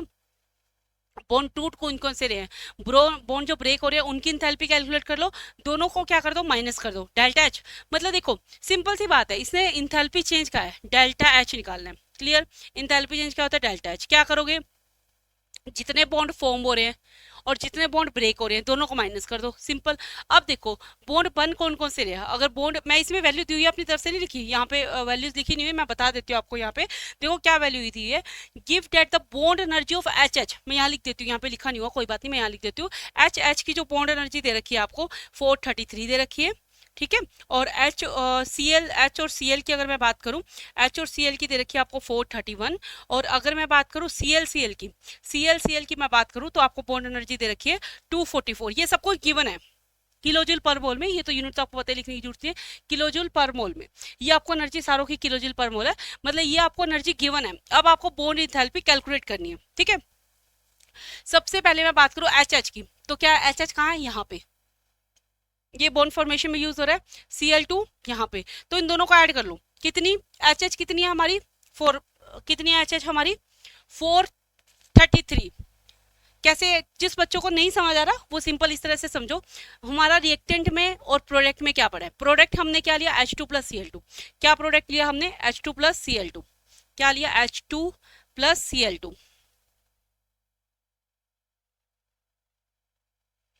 क्या प्रोडक्ट लिया, H2 प्लस Cl2। क्या दे रखा है हमें, क्या हमें H और H की बॉन्ड एनर्जी दे रखी है, बिल्कुल दे रखी है, कितनी 433 लिख लिया, ठीक है, प्लस, ठीक है। उसके बाद हमारा क्या बना Cl2, क्या हमें Cl और Cl की एनर्जी दे रखी है, बिल्कुल दे रखी है, कितनी दे रखी है 244। क्लियर हो गया, सिंपल। उसके बाद प्रोडक्ट में क्या बना, 2HCl बना, 2HCl बना। क्या हमें HCl की एनर्जी दे रखी है, बिल्कुल दे रखी है 431। कितनी दे रखी है 431। अब हमें क्या, यहाँ पे क्या लगाओ 2, तो हमें क्या करना पड़ेगा 2 मल्टीप्लाई 431, सिंपल। सबकी वैल्यूज निकाल लो। अब कैलकुलेशन तो इतनी आप कर ही सकते हो, यहाँ पे कैलकुलेशन की भी हुई है। अगर मैं कैलकुलेशन की बात करूं तो पूरा कैलकुलेशन करके आप सोल्व कर लीजिए, पूरा कैलकुलेशन करके सोल्व कर लोगे। क्या हुआ, इन दोनों को ऐड किया, कितना आ गया 677 के, किसका है ये, इसका है, राइट। इसकी मैं बात करूं तो बॉन्ड कितना बनाइए, 2 से मल्टीप्लाई करके 862 आ गया। कैसे करना पड़ेगा, form bond ब्रेकन plus minus bond form, दोनों को माइनस कर दो। फॉर्मूला ध्यान रखना, पहले क्या आएगा, बॉन्ड ब्रेकन, कौन कौन से बॉन्ड ब्रेक हुए उसको पहले लिखना है, कौन से बॉन्ड बने उसको बाद में लिखना है। तो 677 माइनस 862, तो क्या आ जाएगा 185 किलो जूल पर मोल। किस में आएगी, नेगेटिव में आएगी, किस में आएगी, नेगेटिव में। अब कई बच्चे सोचते हैं कि इसका आंसर नेगेटिव में आ रहा है, चलो पॉजिटिव कर देते हैं, पहले टर्म को बाद में लिखते। केमिस्ट्री में ऐसा नहीं होता, नेगेटिव का बहुत बड़ा रोल है। एक्सोथर्मिक एंडोथर्मिक रिएक्शन याद है ना, तो नेगेटिव का बहुत बड़ा रोल है। तो डेल्टा एच क्या होता है, डेल्टा एच होता है बॉन्ड ब्रेकन माइनस बॉन्ड फॉर्म। तो जो आपका आंसर नेगेटिव है, नेगेटिव में, पॉजिटिव में आंसर पॉजिटिव में लिखना है, ठीक है। क्लियर हुआ, तो कैसी रिएक्शन बन रही है, एंडोथर्मिक रिएक्शन बन रही है, ठीक है। उसके बाद अब आपके आ जाते हैं हम क्वेश्चन नंबर 28 पे। क्वेश्चन नंबर 28 तो हो गया हमारा, क्वेश्चन नंबर 30 पे। किस पे आया था, क्वेश्चन नंबर 30 पे। अब उसके बाद रुक जाइए, क्वेश्चन नंबर 30 पे आए थे, बस एक सेकंड का होल्ड कीजिए, मैं क्वेश्चन नंबर 30 एक बार निकाल लूँ यहाँ से। ये देखिए हैजला जो मैंने आपको बताया था, क्वेश्चन नंबर 29 के अंदर देखो मैंने हैजला बताया था, ये स्टेटमेंट लिखी हुई देखो हैजला की पूरी, जो 3 नंबर में आपको लिखनी है। हैजला आपका 2 मार्क्स में, तो 2 मार्क्स के अकॉर्डिंग देखो लिखा हुआ, Hess's law state that the total enthalpy change of a chemical reaction is the same whether the reaction take place in 1 step और सेवरल स्टेप। मैंने कहा था ना कि 1 स्टेप में हो चाहे 10 स्टेप में हो 5 स्टेप में, उसको कोई फर्क नहीं पड़ता, पाथ पे डिपेंड ही नहीं करता, सिर्फ फाइनल और इनिशियल पे डिपेंड करता है, ठीक है। एक्सप्लेनेशन भी आपको दी हुई है, एक एग्जाम्पल दी हुई है, मैंने बताया ना carbon dioxide plus CO plus 2 से बन जाए तो CO प्लस हाफ H2O से बनाते रहो, ठीक है। चाहे कार्बन मोनोऑक्साइड कितने भी स्टेप में बने, क्लियर। उसके बाद आपको नेक्स्ट दे रखा है define enthalpy of ionization. Enthalpy of ionization के बारे में आपको बताना है। एंथैल्पी ऑफ आयनाइजेशन मैंने आपको इसमें अभी इसी में आपको मैंने बताया था, किसका एग्जांपल लेके बताया था, मैग्नीशियम और बेरिलियम। तो वहां पे वही सारा इसका आपको सोल्व करके बता रखा है। क्लियर। उसके बाद अगर हम नेक्स्ट क्वेश्चन की बात करें, ये वही कैलकुलेट करके दिखा रखा है कि कैसे एनर्जी कैलकुलेट करनी है, बिल्कुल डिटेल में आपको समझा रखा है। क्लियर। उसके बाद अगर मैं बात करूँ क्वेश्चन नेक्स्ट क्वेश्चन की, क्वेश्चन नंबर 31, ये 30 क्वेश्चन तक का सारा पीडीएफ कवर हो गया। क्वेश्चन नंबर 31 देखो सिंपल है, इसमें मैं आपको अगर मैं आपने पीडीएफ डाउनलोड की, यहाँ पे एक इमेज लगी नहीं हुई, तो आपको ये कैमरे में तो इमेज शो नहीं होगी, कैमरे में देखो ये शो नहीं होगी आपकी। तो मैं आपको बताती हूँ कि इसमें क्या है, एक स्ट्रक्चर दे रखा है, ये कह रहा है identify the type of system shown in the figure given below. आपको क्या करना है, एक स्ट्रक्चर दिया हुआ है, एक सिस्टम दिया हुआ है, तो उसके अंदर आपको बताना है कि ये जो सिस्टम है वो कैसा सिस्टम है, ये आपको बताना है। इसके अंदर कैसा सिस्टम है वो आपको इसके बारे में बताना है। अगर आपने आंसर पेपर डाउनलोड कर लिए तो उसके अंदर आप इसको देख सकते हो कि किस तरह का आपको सिस्टम बनाना दिया हुआ है। कुछ इस तरह का दे रखे है, ये किस तरह की कोई टेबल दी हुई है, आप अपने रिक्शा उसमें पढ़ लेना। यहाँ पे एक बीकर रखा हुआ है, ठीक है, एक बीकर रखा हुआ है, बीकर के अंदर यहाँ पे आपको एक सब्सटेंस दे रखे हैं, कोई भी सब्सटेंस ले लो, जैसे A+B हो गया, इस तरह से कोई सब्सटेंस आपको दे रखे है कि दो रिएक्टेंट इसके अंदर डाल दिए, तो आपको बताना है इस सिस्टम कैसा है। तो आप फिगर देखते ही जो बच्चे अच्छे से जिन्होंने पढ़ा हुआ ना वो सिस्टम देखते ही बन जाएंगे। मैं इसका आंसर बताती हूँ, क्लोज सिस्टम रहेगा। ये क्या रहेगा, क्लोज सिस्टम रहेगा। ठीक है, इसका क्या रहेगा आंसर, क्लोज सिस्टम रहेगा। तो ये आप फिगर देख लोगे तो आपको समझ आ जाएगा। क्लियर। क्वेश्चन नंबर 31 की बात कर रहे थे हम। क्वेश्चन नंबर 31, क्लोज सिस्टम रहेगा। The system is a close system where only the energy is exchange with the surrounding but no matter exchange. क्या होगा, एनर्जी एक्सचेंज होगी बट मैटर एक्सचेंज नहीं होता। जैसे कि आपका चाय की अगर मैं बात करूँ तो चाय में से भाप निकल जाएगी पर मैटर एक्सचेंज नहीं होता, तो वहां पे हम उसको कहते हैं क्लोज सिस्टम कहते हैं। उसके बाद क्या है, ड्राइव द, नेक्स्ट क्वेश्चन है drive the unit of for KSP of the salt of AB। आपको क्या करना है, KSP की वैल्यू निकालनी है आपको। ये देखो क्वेश्चन यहाँ लिखा भी हो, जैसे कई जगह क्वेश्चन टाइप हो गए कई जगह नहीं हुए, तो थोड़ा माइंड मत करना, थोड़ा सा क्वेश्चन पेपर जैसे मैंने निकाल रखा है इस तरह से क्वेश्चन पेपर निकाल के क्वेश्चन सोल्व करते रहना। आपको क्या करना है, KSP निकालना है। KSP यानी कि सोलिबिलिटी निकालनी है, राइट। के यहाँ पे क्या होता है आपका कापा होता है, साल्ट AB की सोलिबिलिटी निकालनी है। अब हमें पता है for a salt type AB dissociation कैसे होती है हमारी, बहुत अच्छे से सबको पता होगा। अगर नहीं पता ना वाकई में आपको वीडियो देखने की जरूरत है। डिसोसिएशन कहते होती है AB अगर साल्ट है तो A+ जैसे Na+ और Cl- होते हैं, तो हम Na को A ले लिया और Cl- को B ले लिया, तो A+ और B-। ठीक है, तो यही बताया हुआ है।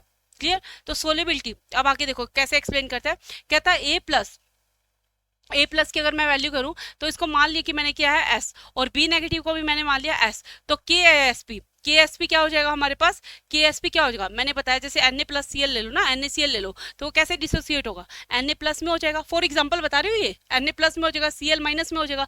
तो यानी कि अगर मैं AB की बात करूँ डिसोसिएशन की, तो कैसे होता है, A+ में होता है और B क्या होता है, नेगेटिव के अंदर होता है, यही बात है। तो उसी तरह से इस लिखो आप, देखो लिखने का फॉर्मेट इस तरह से लिखना हो, मैं सिर्फ एग्जाम्पल के तौर पर समझा रही हूँ, तो इस तरह की टर्म यूज कर रही हूँ। तो आपको अगर मैं इसकी वैल्यू सोलिबिलिटी कैसे निकालते हैं, सोलिबिलिटी कैसे निकालते हैं, एस में निकालते हैं। हमें नहीं पता सोलिबिलिटी, मान लो हमने एस मान ली, तो इसकी सोलिबिलिटी एस, इसकी सोलिबिलिटी एस, दोनों की सोलिबिलिटी की मल्टीप्लाई करोगे तो क्या आ जाएगा, S² आ जाएगा। ठीक है, अब इसकी तो यूनिट जो होगी आपकी, यूनिट अगर मैं इसकी बात करूं, सब्स्टिट्यूट कर दो वैल्यू को, आंसर क्या आ जाएगा, S² आ जाएगा। ये आपका आंसर है, ये आपका आंसर, यहाँ क्वेश्चन खत्म हो गया। अब इसने एक्सप्लेनेशन क्यों ही है कि कैसे होता है कैसे नहीं होगा, यूनिट कैसे आएगी, वो सारा कुछ इसने बताया हुआ है। ठीक है, तो अब वो यहाँ से आप इसके अंदर पढ़ लेना, कोई इसमें कॉम्प्लिकेशन वाली बात नहीं है। ये आप जो एक्सप्लेनेशन है ना, ये आपको सिर्फ समझाने के लिए दी हुई कि आप पढ़ के अपने आप से समझ पाए। आंसर इसका यहाँ पे खत्म हो गया, आंसर क्या हो गया, यहाँ पे खत्म हो गया। एक की आपने सोलिबिलिटी S मान ली, दूसरे की सोलिबिलिटी आपने S मान ली, दोनों को क्या कर दिया आपने, मल्टीप्लाई कर दिया, तो आंसर क्या आ जाएगा आपका, S² आ गया। यहाँ पे आपका क्वेश्चन नंबर 32 खत्म हो गया।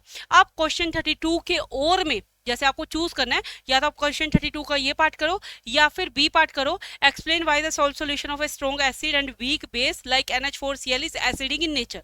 या आप ये पार्ट करो, ये मैं नहीं करवा रही आपका, अगर आप चाहो तो यहाँ से स्क्रीनशॉट ले सकते हो। ये बी क्वेश्चन है, ये इसका बी जो हमें दोनों में से एक करना था, आप चाहो तो इसका स्क्रीनशॉट ले लेना।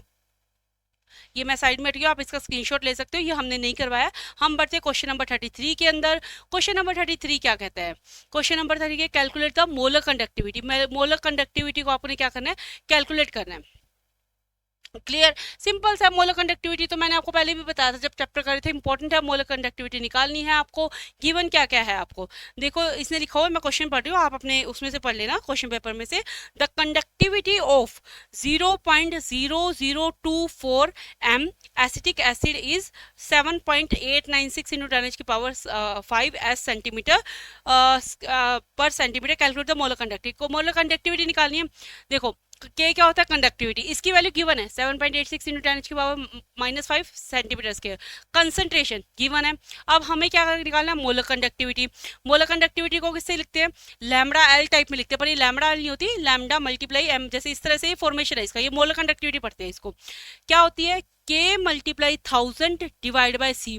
के की वैल्यू गिवन है 7.896 समथिंग, सी की वैल्यू गिवन है 0.024 समथिंग, तो इसकी वैल्यू जैसे आपने पुट करनी है। ये फॉर्मूला अगर आपको आता है, सॉरी, ये फॉर्मूला अगर आपको आता है, ये वाला फॉर्मूला मोलर कंडक्टिविटी का ये फॉर्मूला होता है, आप आंसर अपने आप निकाल लोगे। के क्या है, कापा, यहाँ पे मल्टीप्लाई किससे करना है, 1000, इसकी वैल्यू आपको गिवन होती है, इसकी वैल्यू कितनी गिवन है, ये रही। सी आपको कंडक्टिविटी, इसकी वैल्यू भी ऑलरेडी इसने गिवन है, तो सी की वैल्यू भी गिवन है, आपका मोलर कंडक्टिविटी की भी गिवन है। मल्टीप्लाई कर लो, इसको किससे मल्टीप्लाई कर दो, 1000 से मल्टीप्लाई कर दो, डिवाइड बाई इससे कर दो, ये था इससे मल्टीप्लाई कर के आपका इतना आ गया, डिवाइड बाई इतना कर दो, टोटल कैलकुलेशन कर लो। अब ये मत करना कि मैम कैलकुलेशन करके बता दो, ये मैं नहीं कर पाऊंगी, ये आप खुद करो। पूरी कैलकुलेशन आपको बोर्ड पे दिख रही है, कैसे कैसे कैलकुलेट करना है, आप आराम से बैठ के कॉपी पेन लेके इसका कैलकुलेशन करते रहो। रिजल्ट क्या आ जाएगा, मोलर कंडक्टिविटी की वैल्यू 32.75 आ जाएगी आपकी, कितनी आ जाएगी, 32.75। सोलिबिलिटी सेंटीमीटर स्क्वायर पर मोल इनवर्स आ जाएगी। यूनिट याद रखनी है, ध्यान रखनी है, गलती नहीं करनी है यूनिट में, ठीक है। अब ये सारी टर्म्स के नाम भी बताए हुए हैं। अब 33 का बी, वही मैंने बताया, एक ऑप्शनल क्वेश्चन था। Calculate the standard cell potential of a galvanic cell in which the following reaction take place. Galvanic cell दी हुई है, ये रिएक्शन आपको ये गिवन है, ये क्वेश्चन में गिवन है, ये रिएक्शन गिवन है आपको, ये रिएक्शन दिया हुआ है आपका, आपको स्टैंडर्ड इलेक्ट्रिकल पोटेंशियल निकालना है। ये आपके ऑप्शनल क्वेश्चन है, तो जैसे कि हम ऑप्शनल क्वेश्चन नहीं करवा रहे पर इसका सॉल्यूशन है, ये आप कैलकुलेट कर सकते हैं। इसकी आपको क्या निकालनी है, सेल पोटेंशियल निकालना है इस इक्वेशन का। क्लियर, गिवन क्या क्या है वो देख लेना, उसके बाद इसको कैलकुलेट करना है, जैसे मैंने ऊपर वाला कैलकुलेट कराया, सिमिलरली फॉर्मूला लगा के इसका कैलकुलेट होएगा। सॉल्यूशन है आपका यहाँ पे, आप इसका स्क्रीनशॉट लेते जाओ, स्क्रीनशॉट लेके आप स्टैंडर्ड इलेक्ट्रिकल पोटेंशियल निकाल लेना है। मैं क्वेश्चन नंबर बात करती हूँ आपका, ये 33 का बी पार्ट था जो आपके ऑप्शनल में था। अब मैं बात करती हूँ क्वेश्चन नंबर 34 की। क्वेश्चन नंबर 34 आपका स्टार्ट होता है यहाँ से, इसने क्वेश्चन नंबर नहीं लिखा है, कोई बात नहीं, हम लिख देते हैं। क्या कह रहा है, वाई ऑक्सीजन, ये क्वेश्चन नंबर ये रहा, यहाँ पे आपका क्वेश्चन सोल्व हो गया। क्वेश्चन नंबर 34 की अगर मैं बात करूँ, यहाँ से स्टार्ट हो रहा है, ये है आपका क्वेश्चन नंबर 34, यहाँ से ये आपका 34 है। ए पार्ट क्या दिया है, why oxygen exist as a gas while sulphur exist as a solid.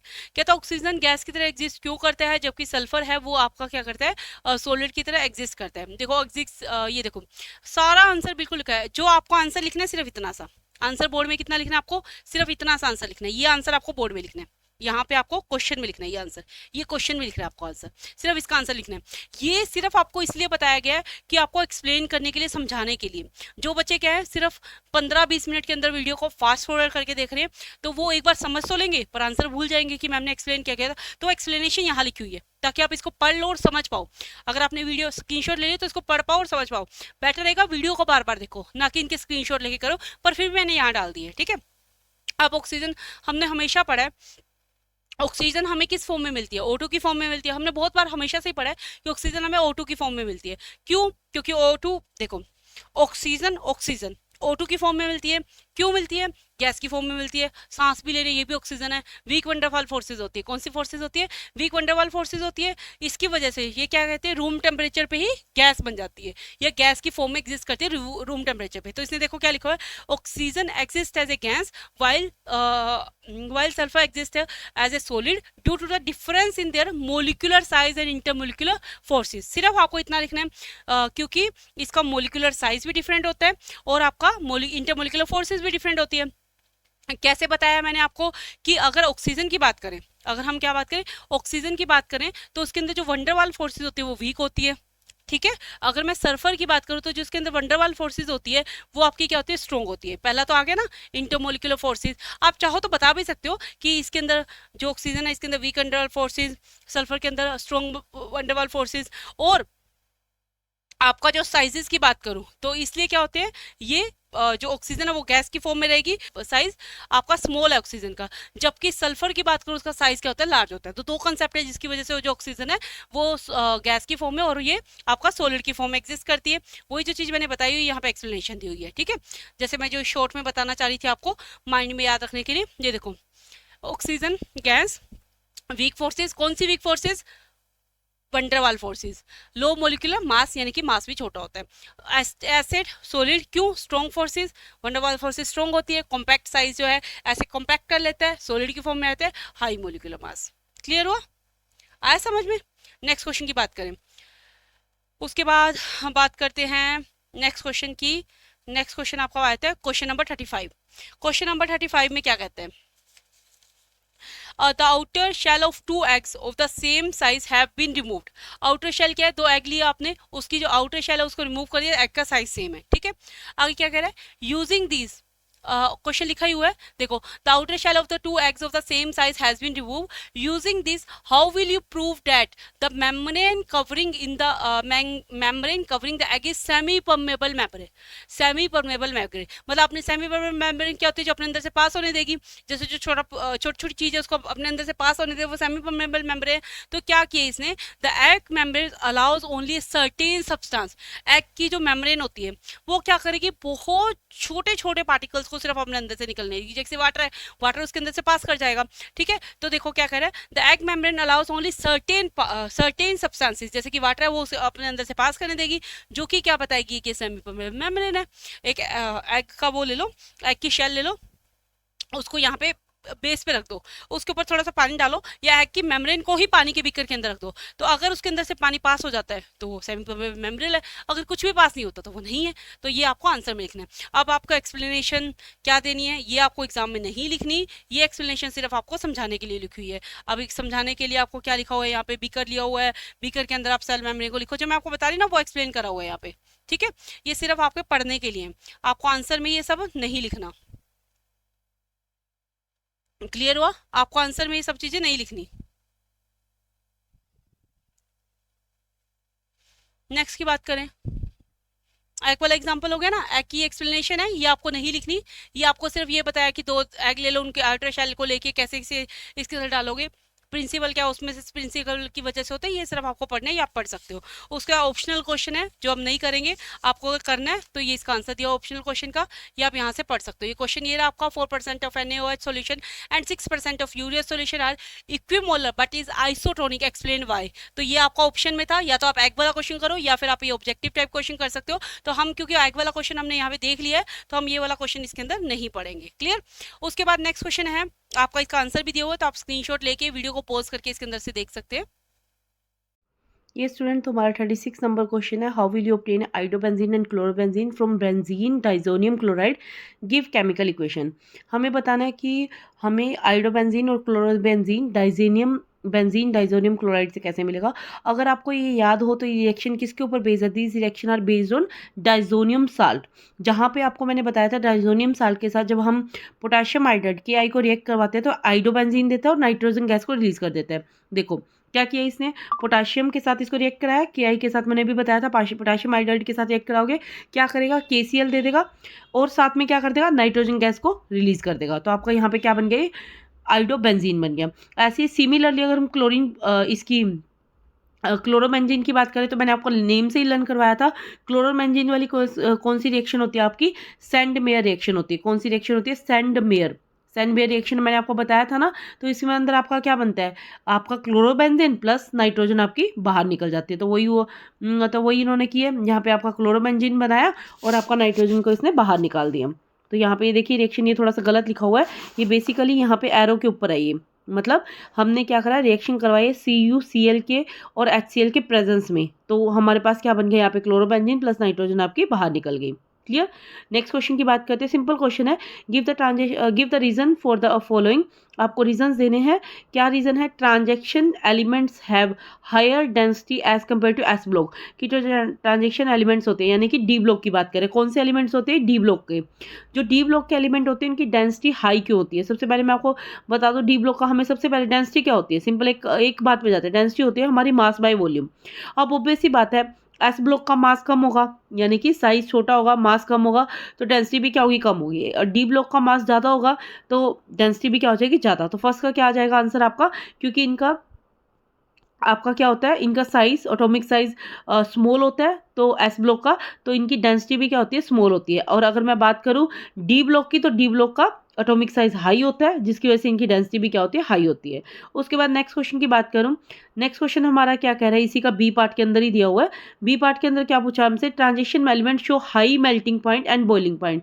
Transition elements होते हैं वो हाई मेल्टिंग और बॉइलिंग पॉइंट क्यों शो करते हैं? क्योंकि इनके अंदर स्ट्रॉन्ग मेटेलिक बॉन्डिंग होती है, और due to unpair d electron, इनके पास क्या होता है? अनपेयर डी इलेक्ट्रॉन होते हैं, क्योंकि डी ऑर्बिटल इनके क्या रहते हैं? खाली रह जाते हैं, और उसके अंदर जो एलिमेंट इलेक्ट्रॉन्स होते हैं वो क्या रहते हैं? पेयर नहीं हो पाते, अनपेयर्ड होते हैं। इस वजह से आपका क्या हो जाता है? वो आपका इनका मेल्टिंग और बॉइलिंग पॉइंट हाई होता है। नेक्स्ट क्वेश्चन की बात करूँ, क्वेश्चन नंबर 38 क्या है? What are non ideal solution. तो मैंने आपको बताया था आइडियल सॉल्यूशन जो रॉयट्स लॉ को ओबे करे, नॉन आइडियल सॉल्यूशन क्या होते हैं? जो रॉयट्स लॉ को ओबे नहीं करते। तो इसने पूछा नॉन आइडियल सॉल्यूशन जो रॉयट्स लॉ को ओबे नहीं करते, वो आपके क्या होते हैं? नॉन आइडियल सॉल्यूशन होते हैं। अब नेक्स्ट क्वेश्चन है इसका, आपका क्या कह रहा है? What type of liquid pair show positive deviation और नेगेटिव डेविएशन। ऐसे कौन से लिक्विड होते हैं जो पॉजिटिव डेविएशन शो करते हैं और या फिर नेगेटिव डेविएशन शो करते हैं? किससे? रॉयट्स लॉ से। तो मैंने आपको कहा था पॉजिटिव डेविएशन के लिए वेपर प्रेशर आपका हाई होना चाहिए, और उनके अंदर जो ए और बी की जो इंटरेक्शन होनी चाहिए वो वीक होनी चाहिए। जबकि नेगेटिव में उल्टा होगा, ए बी की इंटरेक्शन स्ट्रॉन्ग होगी, वेपर प्रेशर आपका डिक्रीज करेगा। तो ये क्या रहेंगे आपके? पॉजिटिव नेगेटिव डेविएशन हो जाएंगे। पॉजिटिव डेविएशन की अगर मैं एग्जांपल की बात करूँ तो अल्कोहल और वाटर इसका एग्जांपल हो जाएगा। देखो मैंने वही बताया कि वीकर इसकी एबी इंटरेक्शन होनी चाहिए, वेपर प्रेशर इंक्रीज होना चाहिए। एग्जांपल आप यहाँ पे वाटर और अल्कोहल भी ले सकते हो, इथेनॉल और एसीटोनॉल भी इसका एग्जांपल हो जाएगा। ठीक है। नेगेटिव डेविएशन में उल्टा चलेगा, ए बी इंटरेक्शन स्ट्रॉन्ग होनी चाहिए, वेपर प्रेशर डिक्रीज होना चाहिए। एग्जांपल क्या आ जाएगा? एसीटोन और क्लोरोफॉर्म आ जाएंगे। क्लियर। उसके बाद नेक्स्ट क्वेश्चन की तरफ बढ़ते हैं। नेक्स्ट क्वेश्चन हमारा क्या कहता है? Question number 39, an aqueous solution is made by dissolving 10 gram of glucose. 10 gram of glucose डाला जाता है, कितने में डाला जाता है? 90 ग्राम ऑफ वाटर में। ठीक है। टेम्परेचर कितना रख दिया? 300 केल्विन रख दिया। What is the mole fraction of the water. Mole fraction निकालना है आपको, पानी का मोल फ्रैक्शन निकालना है। ठीक है। अब मोल फ्रैक्शन का फॉर्मूला अगर आपको याद हो तो हम कैसे करते हैं? हम अगर मैं इसकी बात करूँ तो पहले मोल्स ऑफ ग्लूकोज के मोल निकालते हैं। कितना ग्लूकोज के मोल है? अगर मैं ग्लूकोज के मोल की बात करूँ, कितने मोल है ग्लूकोज के? यहाँ पे 10 मोल है। उस कैसे निकालते हैं आप? C6 का एटॉमिक नंबर कितना होता है? एटॉमिक मास कितना होता है? H का एटॉमिक मास कितना होता है? O का एटॉमिक मास कितना होता है? उससे मल्टीप्लाई करो। जैसे 6 का एटॉमिक मास की बात करो 12 होता है, 12 मल्टीप्लाई 6। 6 का एटॉमिक, अगर मैं यहाँ पे बात करूँ C6H12O6, तो C का एटॉमिक मास कितना? 12 मल्टीप्लाई क्या आ जाएगा? 6 प्लस 12 हाइड्रोजन का एटॉमिक मास 12 मल्टीप्लाई कितना आ जाएगा यहाँ पे? 12 प्लस ऑक्सीजन का एटॉमिक मास कितना होता है? ऑक्सीजन का एटॉमिक मास जल्दी बताओ। 16, तो 16 को किससे मल्टीप्लाई कर दोगे? 6 से। सबको ऐड करके वैल्यू कितनी आ गई? 180। कितनी आ गई? 180। तो अगर हम x मोल्स ऑफ ग्लूकोज निकालें, हम क्या निकालें? Moles of glucose. ये सबको अगर किसी को समझ नहीं आ रहा तो कंफ्यूज होने वाली बात नहीं है, मैंने बहुत डिटेल में करवाया एटॉमिक मास निकालना। जैसे C6 था, H12 था, और O आपका क्या है? मान लीजिए 6 है, ओ क्या है आपका? 6 है। इस केस में जब आप निकालोगे तो इसका एटॉमिक मास लेना है कार्बन का। कार्बन का एटॉमिक मास हमें पता है कितना होता है? 12 मल्टीप्लाई 6 कर दो। उसके बाद नेक्स्ट एलिमेंट लोगे, प्लस लगा दो। H का एटॉमिक मास 12, कितने एलिमेंट है? 12 मल्टीप्लाई कर दो। ठीक है। O का एटॉमिक मास, इसका ऑक्सीजन का, तो ऑक्सीजन का एटॉमिक मास होता है 16 मल्टीप्लाई कर दो 6 से। इस तरह से इसको सारों को मल्टीप्लाई करके ऐड करके आपके पास आंसर क्या आ जाएगा? 180। तो मोल्स ऑफ ग्लूकोज की बात करूँ तो कितने हो जाएंगे? 10/180। तो मतलब कितने नंबर ऑफ मोल्स आ गए? 0.055। तो अगर ऐसे सिमिलरली मोल्स ऑफ वाटर की निकालेंगे, जैसे कैसे? वाटर क्या होता है? H2O। जैसे मैंने बताया हाइड्रोजन का मास कितना होता है? 1 मल्टीप्लाई 2। ऑक्सीजन का कितना होता है? 16। तो 2 + 16 कितना आ गया? 18। अब दे कितने रखे हैं? 90। तो 90/10, ये कितना आंसर आ गया? 5। ये कितना हो गया? इतना। अब मैं मोल फ्रैक्शन की बात करूँ, मोल फ्रैक्शन क्या हो जाएगा? एक्स वाटर का क्या हो जाएगा आपका? Moles of water divide by इन दोनों का सम। मोल फ्रैक्शन कैसे निकालते हैं, moles of water divide by moles of water plus moles of glucose. मतलब क्या बोला मैंने, आप रिकॉर्ड कर लेना, moles of water divide by moles of water plus moles of glucose, यानी कि 5 डिवाइड बाय 5 प्लस 0.0556। अब इसको सोल्व कर लो, अप्रोक्सीमेटली आंसर देख लेते हैं 0.99 या 90, हाँ तो ये था 0.9899, ये आपका आंसर आ जाएगा। मोल फ्रैक्शन ऑफ वाटर कितने हो जाएंगे, इतने हो जाएंगे। क्लियर हुआ आगे समझ में, कैलकुलेशन तो आप कर ही सकते हो। उसके बाद देखो नेक्स्ट क्वेश्चन है क्वेश्चन नंबर 40, ये 3 मार्क्स में रहेगा। क्या कह रहा है, define corrosion which environmental condition cause rusting and cathodic reaction. ठीक है, सबसे पहले कोरिजन होता क्या है, कोरिजन क्या होता है, जब आपके, अगर मैं सिंपल लैंग्वेज में बताऊं, जब मेटल की वजह से आपको जो जंग लग जाती है ना, डेटोरिएशन हो जाता है, उसको हम क्या बोलते हैं, कोरिजन बोलते हैं। कंडीशंस क्या होती है, मॉइस्चर और ऑक्सीजन। क्या होती है, मॉइस्चर और ऑक्सीजन। मॉइस्चर यानी कि पानी लग गया, ऑक्सीजन लग गया, इन दोनों की प्रेजेंस की वजह से क्या होती है, आपकी लोहे को, किसी भी चीज़ को जंग लग जाती है, लोहे वगैरह को जो जंग लगती है हमारी, किसकी वजह से होता है, प्रेजेंस ऑफ इलेक्ट्रोलाइट की वजह से होता है। अगर मैं इसकी रिएक्शन की बात करूँ तो ये मैंने बहुत अच्छे से कराया है। अगर मैं एनोड की रिएक्शन की बात करूं तो आपका आयरन रहेगा, आयरन किस में कन्वर्ट हो जाएगा, Fe2+ में, और अपने क्या कर देगा, 2 इलेक्ट्रॉन ले देगा, दे देगा, किसी को बांट कर देगा। और अगर मैं कैथोड के रिएक्शन की बात करूं, कैथोड पे क्या रिएक्शन मिलेगी आपको, O2 था, O2 के पास कौन गया, पानी गया, पानी गया, ठीक है, पानी ने क्या किया, O2 था, कैथोड, ये तो एनोड की रिएक्शन तो होगी, कैथोड की बात कर रही हूँ। कैथोड की रिएक्शन में क्या होगा, आपके पास O2 होगा, ठीक है, उसके बाद पानी गया, O2 के पास कौन चला गया, ऑक्सीजन के साथ पानी चला गया, तो रिएक्टेंट प्लस इसके अंदर क्या आ जाएंगे, ये 4 इलेक्ट्रॉन अपनी तरफ से ले लेंगे, क्या बना देंगे, 4OH बना देंगे, क्या बना देंगे, 4OH माइनस। तो यहाँ पे रिएक्शन मैं दिखा देती हूँ ताकि आप कंफ्यूज हो ना, ये एनोडिक रिएक्शन है, एनोड पे ये रिएक्शन होगी, एनोड पे आपकी ये रिएक्शन हो जाएगी, ठीक है। सिमिलरली आपकी कैथोडिक रिएक्शन की बात करूँ अगर मैं, कैथोडिक रिएक्शन आपकी ये होगी, वही हो गया, O2 H2 के पास किया था, 4 इलेक्ट्रॉन इसने गेन कर लिया, तो क्या बन गया, 4OH नेगेटिव बन गया, ठीक है। इस तरह से ये कंबाइन, अगर हम इनको कंबाइन कर दें, this combine to form a rust, ये क्या बना देते हैं, मिलकर रस्ट बना देते हैं। रस्ट का फॉर्मूले कई बार पूछ लेते हैं, लर्न कर लेना, रस्ट का फॉर्मूला क्या होता है, Fe2O3.XH2O, ये फॉर्मूला होता है, ठीक है। ये क्या बनाते हैं, रस्ट, और ये फॉर्मूला होता है। क्लियर, तो मतलब मैंने फॉर्मूला क्या लिखा था, मैं यहाँ पे लिख ही देती हूँ, Fe2O3.XH2O, ये फॉर्मूला आप लर्न कर लेना। आई होप आपने स्क्रीनशॉट ले लिया होगा। बढ़ते नेक्स्ट क्वेश्चन की तरफ। नेक्स्ट क्वेश्चन भी आपका 3 मार्क्स में रहेगा। क्या क्वेश्चन है, explain the buffer solution of sodium acetate and acetic acid buffer solution. आपको बफर सॉल्यूशन के बारे में बताना है। इसको एसीटेट बफर भी कहते हैं हम। ये जो बफर होता है वो क्या रजिस्ट करता है, आपके चेंज इन पीएच को, चेंज इन पीएच को आपको क्या करता है, रजिस्ट करता है। क्या होता है, a mixture of weak acid and it's salt register the change in pH. मतलब ये वीक एसिड और वीक सोल्ट का एक मिक्सचर होता है जो कि आपके पीएच की वैल्यू को चेंज करने से रजिस्ट करता है।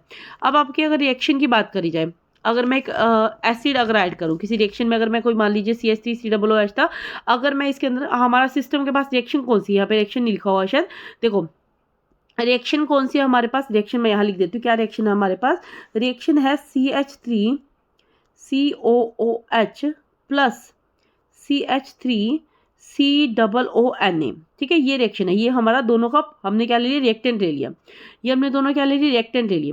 अब इस रिएक्टेंट से हमें क्या प्रोडक्ट बनेगा, अगर हम इसके अंदर एसिड ऐड कर दें, हम क्या कर दें, इसके अंदर एसिड ऐड कर दें। अगर हम एसिड ऐड करेंगे तो हमारे पास क्या है, बेसिकली हमारे पास ये था, हमने इसके ऊपर क्या कर दिया, H+ से रिएक्शन करवा दी, तो हमारे पास क्या बन गया, CH3COOH। मतलब ये एसिडिक रिएक्शन में क्या हुआ, जब हमने एसिड ऐड किया तो हमारा क्या होगा, इस तरह से वर्किंग हुई। अगर इसी रिएक्शन में हम अब बेस ऐड कर दें, हम क्या कर दें, बेस ऐड कर दें, हमारे पास क्या था, CH3COOH था, अब हमने क्या कर दिया, बेस ऐड कर दिया। इतना तो सबको पता होगा ना, एसिड में H ऐड होता है और बेस में OH नेगेटिव ऐड होता है, तो रिएक्ट करवाओगे तो क्या बन जाएगा, पानी लेके बाहर निकल जाएगा। इसको यहाँ पे क्या बन जाएगा, CH3COO नेगेटिव और H2 आपका क्या निकल जाएगा, बाहर निकल जाएगा। सिंपल सी रिएक्शन है, ठीक है।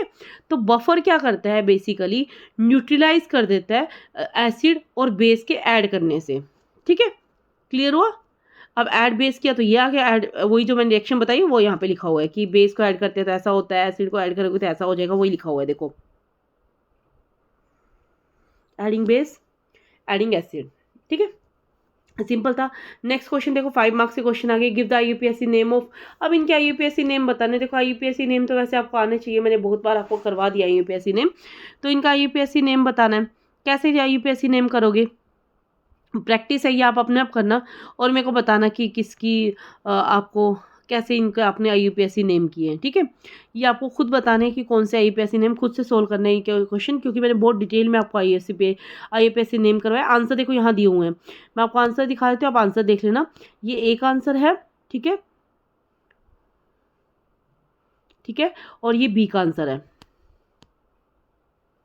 क्योंकि आईयूपीएससी नेम मैंने बहुत अच्छे से करवाया हुआ है आपको, तो आपको खुद पढ़ना है कैसे करते हैं हम आईयूपीएससी नेम। मैंने भी बताया था, जो पहले लगा हुआ है सीएल के साथ क्या लगा हुआ है, 1 2 3 4 5 6 कितने लगे हुए हैं, 1 2 3 4 5 6 लगा हुआ है। तो 6 के लिए हम क्या नाम लेते हैं, हेक्सा। क्या नाम लेते हैं हम, हेक्सा। तो यहाँ पे देखो इन्होंने क्या लिख दिया, हेक्सा। अब क्या लगा हुआ है, हेक्सा किस पे लगा हुआ है, क्लोरीन पे, ब्रोमीन पे, आयोडीन पे, सीएल के साथ लगा हुआ है। सीएल के साथ लगा हुआ है तो इसने क्या लिख दिया, हेक्सा क्लोरो। अब क्लोरीन के साथ क्या लगा हुआ है, पीटी को इसने क्या बोला, प्लैटिनेट। कितना ऑक्सीडेशन स्टेट, ये कहाँ से आया, ऑक्सीडेशन स्टेट की अगर मैं बात करूं, पूरी ऑक्सीडेशन स्टेट निकाली एटम की तो क्या आ जाएगा, 4 आयन। इस तरह से आपको इसकी नेमिंग करनी है, वो रिएक्शन है ये आप अपनी नेमिंग करोगे। आगे क्या कह रहा है, गिव केमिकल रिएक्शन फॉर, आपको ये केमिकल रिएक्शन बतानी है, क्लेमेंसन रिडक्शन की रिएक्शन बतानी है। इसमें हम वही रिएक्शन है जिसमें हम RCOR लेते थे, ZN और HG और HCl के केस में रिएक्शन करवाते थे। देखो रिएक्शन दे दी। अगर मैं रिएक्शन की बात करूं तो क्या रिएक्शन है, देखो सिर्फ आंसर पे आ जाओ। इसमें हम रिएक्शन क्या करा रहे हैं, CO की रिएक्शन, मतलब यहाँ पे कोई R ग्रुप लगा है, यहाँ पे R डैश लगा है। क्या लेना है रिएक्शन के अंदर वो आपको याद रखना है। मैंने आपको नेमिंग रिएक्शन में करवाया था, ये नेमिंग रिएक्शन होती है ना, उससे याद रखना है आपको। क्या लेना है, ZN ले लिया, ZN के साथ HG मरकरी और HCl की प्रेजेंस में करवाना है। कैसे रिएक्शन करवाओगे, यहाँ पे मान लीजिए CH3 होगा या CH3 CH2 होगा, तो आपकी रिएक्शन चेंज हो जाएगी किसमें, यहाँ पे ये CH2 बन जाएगा और यहाँ पे R और R डैश ग्रुप आ जाएंगे, ठीक है। नेक्स्ट क्वेश्चन, नेक्स्ट सेक्शन रहेगी आपकी हेल वोल्हार्ड जिलेंक्सी, याद है HVZ से हमने किया था। इसमें आपका क्या होता है, ये Br2 और P के प्रेजेंट में होती है। R ग्रुप के साथ एक हाइड्रोजन निकल जाता है, मतलब ये हाइड्रोजन यहाँ से निकल जाएगा, ये जो RCH2COOH है ना, तो ये एक हाइड्रोजन यहाँ से चला जाएगा, मतलब ये हाइड्रोजन यहाँ से बाहर निकल जाएगा। इस हाइड्रोजन की जगह ये ब्रोमीन आके ऐड हो जाता है। क्या हो जाता है, ब्रोमीन आके ऐड हो जाता है, मतलब एक तो आपका HBr बन जाएगा मान लो जब, और एक जो ब्रोमीन है ना जो यहाँ से H लेके गया वो इसके साथ आके यहाँ लग जाएगा, और ये ग्रुप जो भी है, जो आप CH3 लो, कोई भी ग्रुप लो, तो वो ग्रुप उसके साथ ऐड हो जाएगा। क्लियर। ये तो आपको देखो रिएक्शंस आपको लर्न करनी पड़ेगी। इनकी रिएक्शन हो गई तो ये आपके कितने हो गए, ये 43 क्वेश्चन था। इसी के साथ आपकी वीडियो यहाँ पे एंड हो गई।